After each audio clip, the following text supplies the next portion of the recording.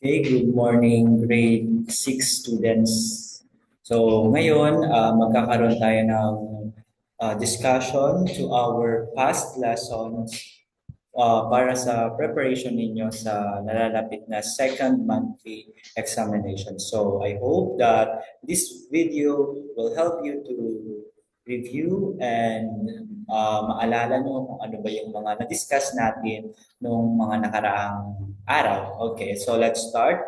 Unahin natin yung topic natin sa music and arts, focusing on the vocal styles and dynamics. Okay, are you ready? Okay, let's start.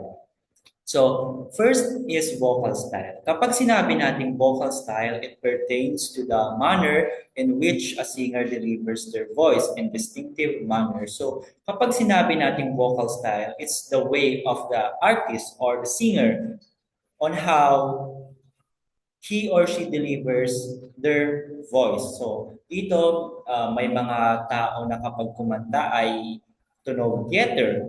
Iba naman tunog masyadong nasal or iniipit nila yung boses nila. And that is what we call vocal style. Nag-iiba-iba siya depende sa tao kung ano ang masanay nilang gamitin. And also, nagbabago rin siya sa nakasanayan nila. Okay. So, ano nga ba ang mga different kinds of vocal styles? So again, so we have different vocal styles. Meron tayong sorry. So first one is the operatic singing style. Second is nasal singing style. And the last one is the falsetto singing style. So last time, I let you watch uh, clips from YouTube na paano nga ba sila nagkakaiba, especially the operatic singing style. So, let's start with the number one, which is the operatic singing style. Ano nga ba ito ulit? So, ito is, it combined with classical singing. So, usually, operatic singing style, nakikita natin siya sa mga theater. So, sila yung mga kumakanta na ganyan yung itsura ng costume. So, makikita natin ang powerful ng voices nila. So, kasi dyan din talaga nahasa yung kanilang mga enunciation, hindi lang boses nila, bagkus pati yung kanilang pag-pronounce ng words.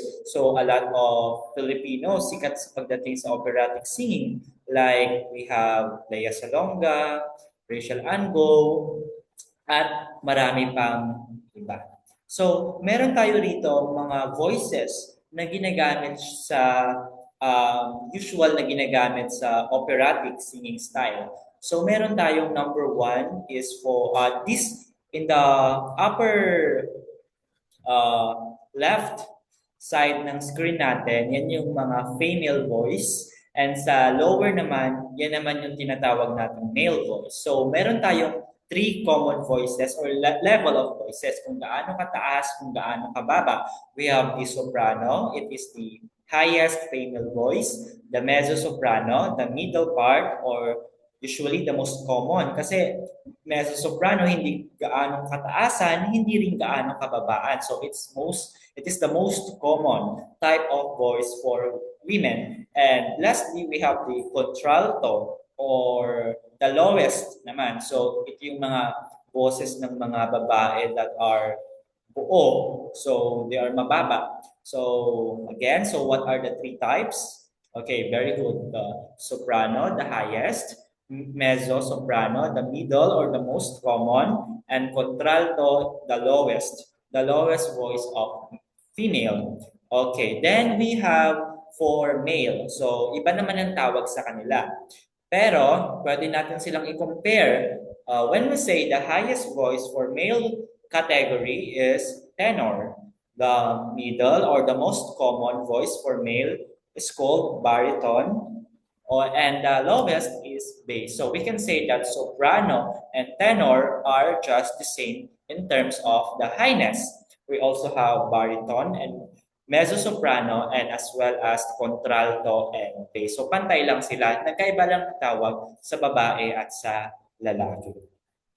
So again, ano ang number one natin? Very good, the operatic. So it sounds classical. So dito nabubuo yung mga different o nandito under yung mga voices. The male, which are the tenor, baritone, and bass. And for female, we have the soprano, mezzo-soprano, and the contralto. Next one, we have the nasal singing style. So it pertains to singing using the vocal tone that resonates in that nasal cavity. So it cold, twangy. And nasal singing style is actually sounds, other people call them call the sound like ngongo because pinapadaan nila sa airways nila sa ilong yung sound. So it's sometimes like maarte or masyado siyang airy kasi sa ilong pinapalabas.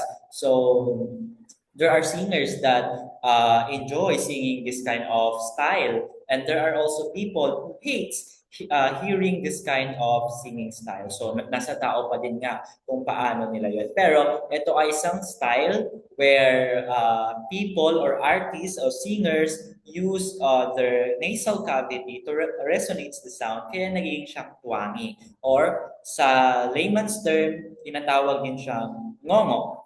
Then next one is the falsetto singing style, sorry. So kapag falsetto singing style naman, they create a high pitch and airy sound. So kapag sinabi natin falsetto, ito yung voice where an artist iniipit niya yung airways niya for him or her to create a higher voice. Parang his voice is just alto. His voice is just bass. So when he tries to hit a higher note for voices like baritone and tenor, he tried to use falsetto. Parang, yan is parang, yung parang ganon, yung iniipit niya yung boses niya for him to have a higher pitch of voice.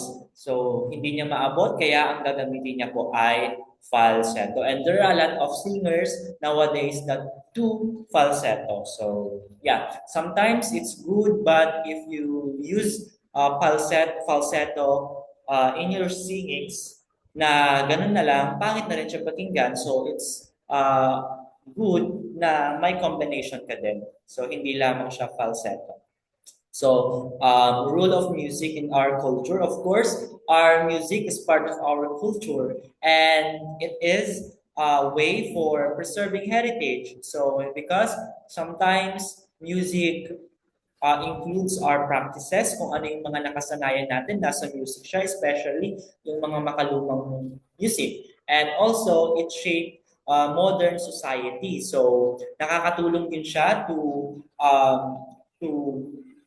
bring out modern arts or modern qualities of people. Kasi kung dati ang sound natin, it's jazz, tahimik lang, payapa, ganun yung music. Ngayon naman, a lot of people enjoy Metallica, enjoy rap songs, hip-hop, so nag-iba-iba na din. And it helps actually to shape our modern society. And next one is we have the dynamics. So kapag dynamics, it is the degree of loudness or softness in a music piece. So this is the composer's way of showing or expressing emotion to their song. So when we say dynamics, it's all about the loudness or softness in music. Kung sabihin na natin in layman's term or sa mababaw na salita, maingay or mahina yung boses. And in songs, in music, mapapansin nyo yung mga singer, if they deliver their songs, hindi lahat sigaw, hindi lahat mahina, hindi lahat malakas. So there is variation of voices, and it helps actually to deliver the message of the songs correctly. Kasi isipin nyo, if the song is sad, would you shout?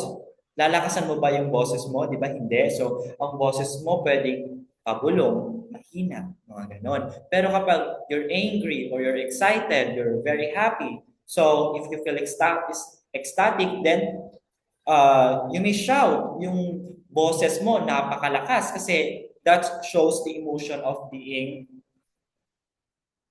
happy. So yeah. Then dynamics are conveyed in music piece through symbols. So last time na share ko na sa inyo to that there are symbols na ginagamit ng mga artists, especially singers and composers to read kapag ano sila, kumakanta sila ng kanilang piece. So this one, so I want you to be familiar again with this symbol. So we have the music dynamics, we have the name, first column, then symbol, then definition. So we have the fortissimo. Its symbol is triple F, tatlong F. It means very, very loud. Fortissimo, double F, dalawang F, it means very loud. We have forte, F, loud. Mezzo forte, MF, a little loud. Mezzo piano, MP, a little soft. Piano, P, soft. Pianissimo, PP, very soft. Pianissimo, PPP, very, very soft. Crescendo, gradually louder, and decrescendo, gradually softer. So I want you to familiarize these symbols again because lalabas sila sa ating second monthly exam. And I hope na itong mga to ay ma-memorize ninyo with the help of this video. So if you want to memorize, i-post nyo lamang yung video and memorize our symbols and also its definition. Okay, so dynamics in music, it helped to convey emotion and set the atmosphere that reflect Filipino culture and identity. So as I said earlier, the music sometimes or most of the times nababase ang emotion kung gaano kalakas or kahina yung voice ng isang artist. And we have two different dynamics or I mean Filipino music during early times. So first one is we have the kundiman. So when we say kundiman, it is the traditional Filipino love songs that are soft to moderately soft. Dynamics that make it known for its tender, gloomy, melancholic quality that gives a passionate expression. So when we say kundiman, it is a Filipino love song. So soft and moderately mezzo piano. Because you try to show love or I mean, this kundiman is all about love song. So wala dapat na sumisigaw dito because it contradicts the idea of love. Then we have the harana. Harana is very common way back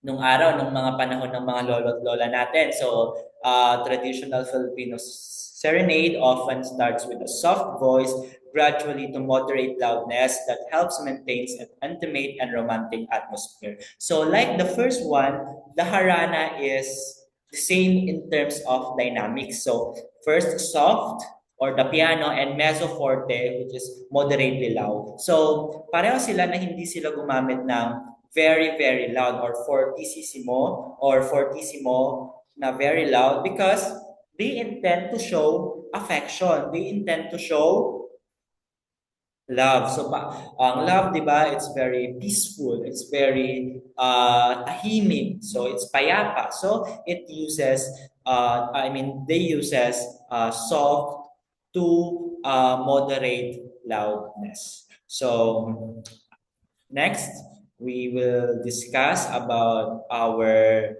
previous topic in health. So we have what we call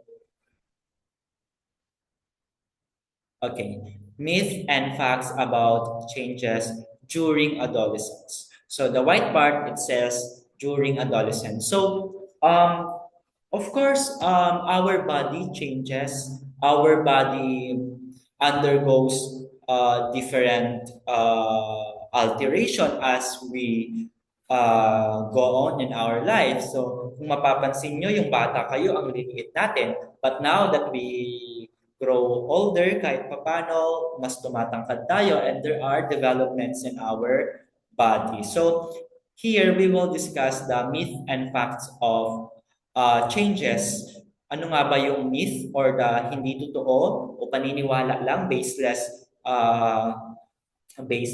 belief and facts or mayroon siyang scientific ideas to support changes. So, okay, fact versus myth. So, myth, eating chocolates and junk foods causes acne. So, naniniwala ng pagkain daw ng junk food and chocolates cause ng acne. But the fact is, dahil sa hormonal changes natin. So, also, kapag madumi or bacteria, nagkakaroon din tayo ng pimple or irritation sa ating mukha. Next, only girls experience emotional changes during puberty.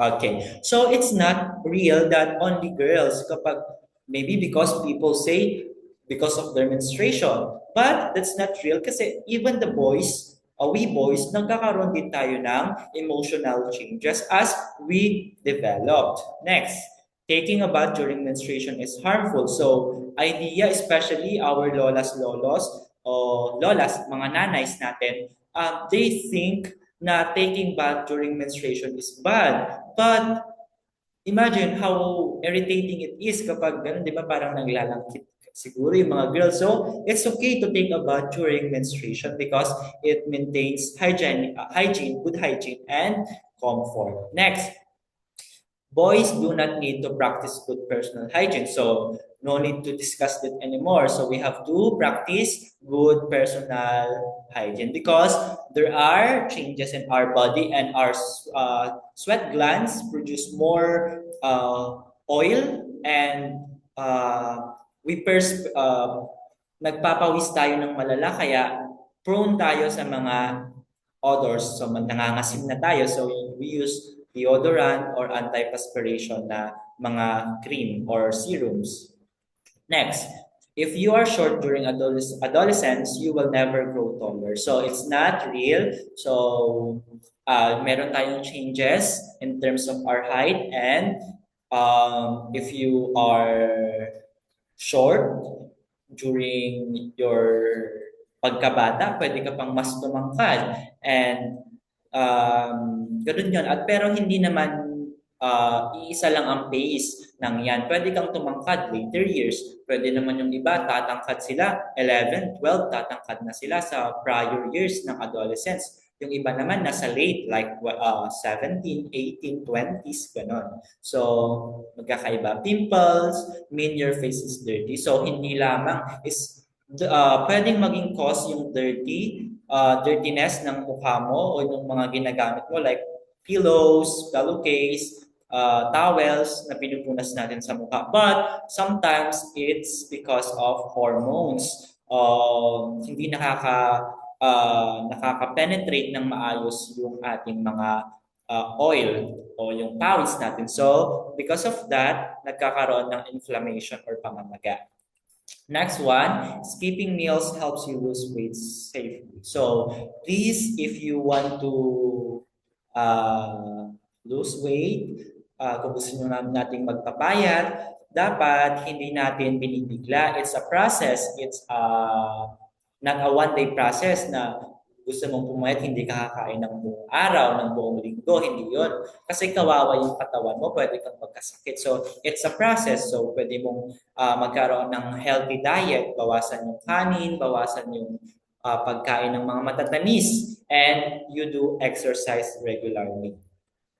Next, voice changes happen only to voice. So, it's a very mythical belief na ang babae lang ang lalaki lang ang lumalalim yung boses. But actually, even girls, nagbabago din yung boses nila. Mas lumalalim. Pero mas namamanifest natin yung changes in terms of voice. Kasi nga po, meron tayong tinatawag na Adam's apple. Kaya mas buo yung boses natin. Mas nagiging malalim yung boses natin. Next, adolescents do not need much sleep. So, it's a myth. So, adolescents Kahit naman hindi adolescents, bata, matanda, adolescent ay kailangan ng proper sleep hours. So 8 to 10 hours ang kailangan nating tulog para maging ma-charge yung katawan natin. Next one, puberty happens at the same age for everyone. So it's a fact, it's a myth.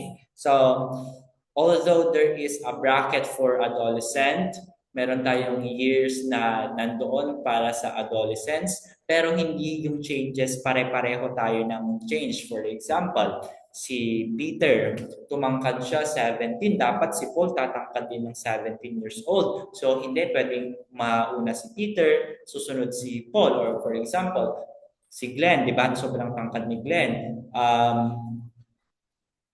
Yun, nagpapakita yun na hindi talaga pare-pareho yung changes in terms of physical change. So si Glenn, sobrang tangkad niya.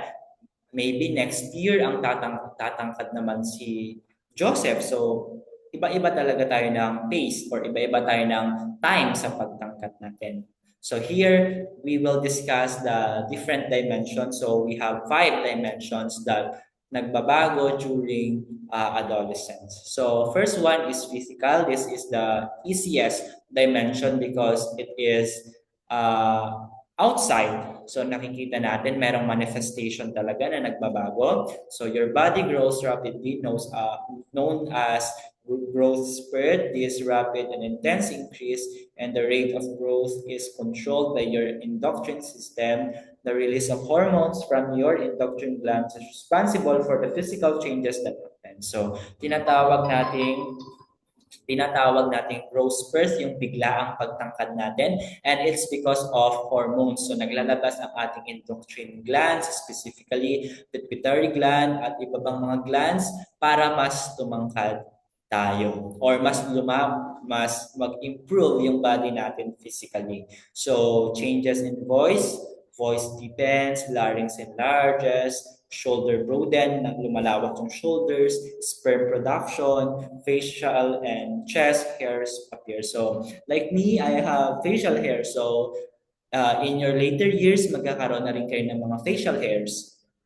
For girls naman, hips widen. So, yung hips ninyo, ay nagwa-wide na siya. Tapos yung waistline na-narrow na or lumiliit. Tapos menstruation starts, alam niyo na yan. Then, uterus and ovaries enlarges. Then, and increase perspiration, appearance of pubic hair and axillary hair. Yung axillary hair natin, yan yung sa underarms natin. So, babae o lalaki, nagkakaroon na. Siguro, magkakaiba lang sa thickness nila, pero lahat magkakaroon. Appearance of pimples and acne. So, it's part of adolescence. So, iba kaunti, yung iba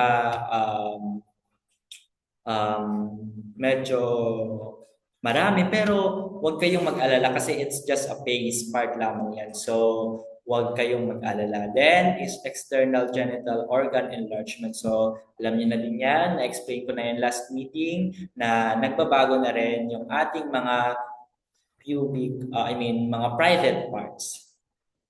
Then, mental changes. Of course, if there is changes in our physical aspects, there are also changes in our mental aspect. So as your brain develops during this period, you also undergo changes on how you understand people, events, and things around you. You also change on how you process information and use them to your advantage. So as you grow older, we develop our brain. So mas nagiging matalino tayo, mas nagiging logical tayo. Then, so in here, it includes better decision making. Hindi na tayo padalos-dalos. So kapag nagdi-decision tayo, we see not only the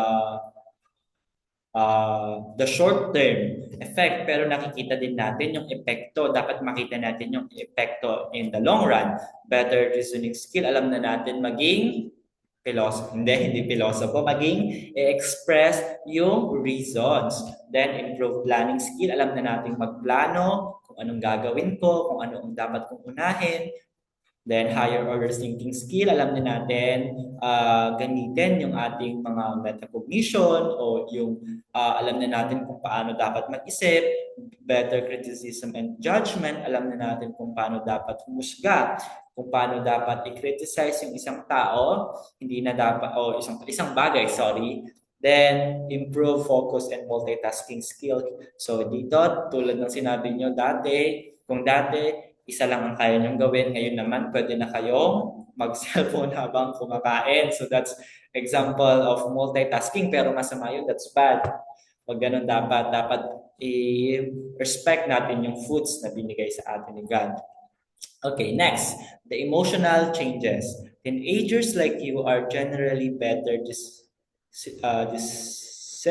decision makers and more focused. Because of hormonal changes, you often have mood swing or changes in temperament. Your thoughts are greatly affected by your emotions. So, di ba sabi natin kanina, it's a myth na girls lang ang nagkakaroon ng mood swings or emotional imbalance, hormonal imbalance, sorry, na nakaka-apekto sa atin ng moods.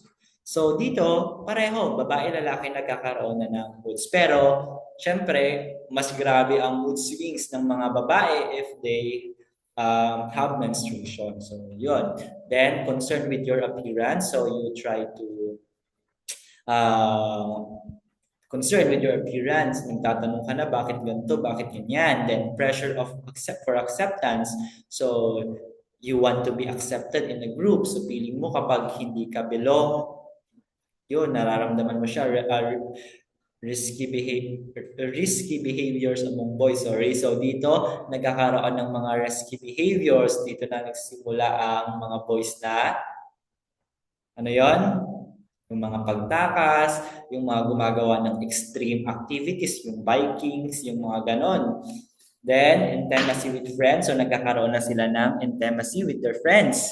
Then, or intimacy, it's closeness. Then, anxiety from sexual emotions. So, nagkakaroon na rin tayo ng anxiety from sexual emotions. Then, next, we have the social changes. Ano ba yung social changes?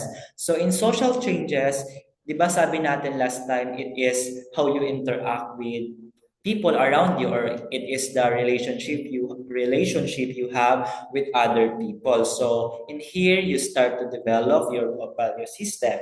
You search for your identity. You seek new experience, especially sabi nga dito, dahil hindi ko pa na-try, gusto kong subukan. But we have to be aware, or we have to be smart that not everything is worth trying, especially if alam na natin na hindi naging maganda ang epekto sa ibang tao. Huwag na nating subukan, huwag na nating gawin kasi hindi tayo, ibang tao tayo sa kanila, pero kapag may ginawa tayong bagay na kapareho ng sitwasyon, hindi magiging iba yung outcome nun.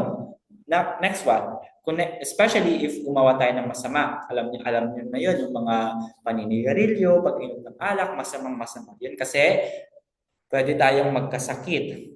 Then, desiring more freedom. So, gusto na natin na magkaroon ng freedom, gawin yung mga bagay. So, dito, hinahayaan na tayo ng parents natin na magdesisyon sa mga bagay na kaya na nating pagdesisyonan tulad ng anong isusuot, anong gustong ulamin, gano'n. Joke lang. So, parang gano'n. Then, connecting with others, we build connection to other people. So, nagkakaroon na tayo ng mga friends, nagkakaroon na tayo ng mga acquaintances.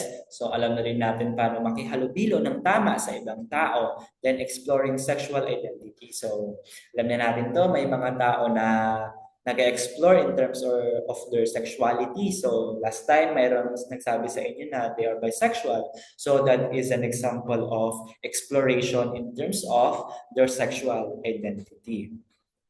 Next, spiritual changes. And I think this is the last one, the spiritual changes. So, in spiritual changes, introspection and reflection. So, alam na natin mag-isip or isipin yung mga bagay-bagay kapag may nagawa tayo or may ginawa tayo, alam na natin. then spiritual concerns, abstract comprehensions, empathy, and logical thinking. So, mas nade-develop tayo. Anong sabi ko sa inyo? To develop our spiritual, dapat pumupunta tayo sa mga religious activities. Sumasama dapat tayo mga churches every Sunday kasi natuturuan tayo to be more, ano, nagkakaroon tayo ng mas maayos na pag-iisip or nagkakaroon tayo ng mas malawak na pag-iisip para sa mga bagay-bagay. So,